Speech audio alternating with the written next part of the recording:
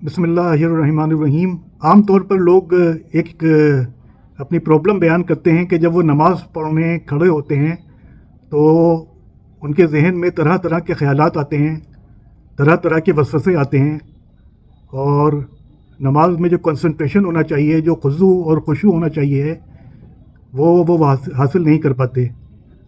ये एक आम प्रॉब्लम है कि ज़्यादातर अफराद इसका शिकार होते हैं।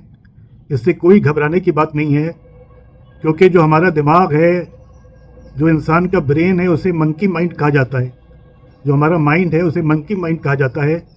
जैसे एक मंकी, एक बंदर एक डाल पर नहीं बैठ पाता, कभी वो एक डाल से दूसरी डाल पर, कभी दूसरी डाल से तीसरी डाल पर, तो उसी तरीके से हमारा दिमाग है, हमारा ब्रेन है कि जिसमें ख़यालात का सिलसिला मुस्तकिल जारी रहता है।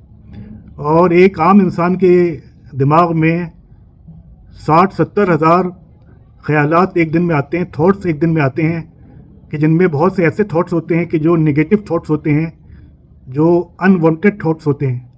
तो ये एक आम यानी फिनोमेना है और इससे घबराने की कोई बात नहीं है। अगर आप इन ख़यालात को, इन थॉट्स को रोकने की कोशिश करेंगे तो आप परेशान हो जाएंगे, लेकिन जितना आप रोकने की कोशिश करेंगे उतना ही ज़्यादा ये थॉट्स आपके जहन में आएंगे।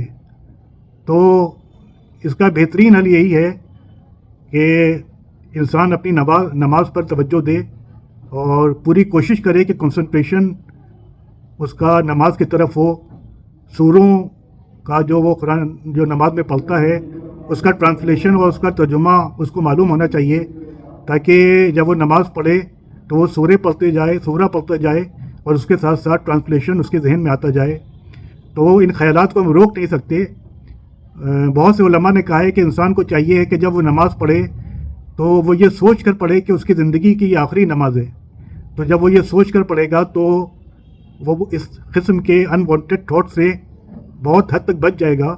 लेकिन इनसे लड़ने की ज़रूरत नहीं है, क्योंकि अगर आप लड़ने की कोशिश करेंगे तो उतने ही ज़्यादा ये थॉट्स आएंगे, उतने ही ज़्यादा ये ख़यालात आएंगे और फिर इंसान मायूसी का शिकार हो जाता है, उसको फ्रस्ट्रेशन आना शुरू हो जाता है। अल्लाह ने ये दिमाग बनाया है इसीलिए है कि इसमें थॉट्स आते रहते हैं। तो बस जितना इख्तियार हमारा है हमको उतनी कोशिश करना चाहिए है और पूरी अपनी कोशिश करना चाहिए कि जहाँ तक हो सके ये ख़यालात और ये वसवसे ना आएँ।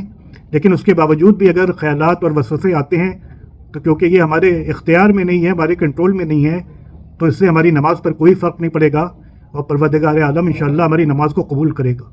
वालेकुम अस्सलाम व रहमतुल्लाहि व बरकातुहू।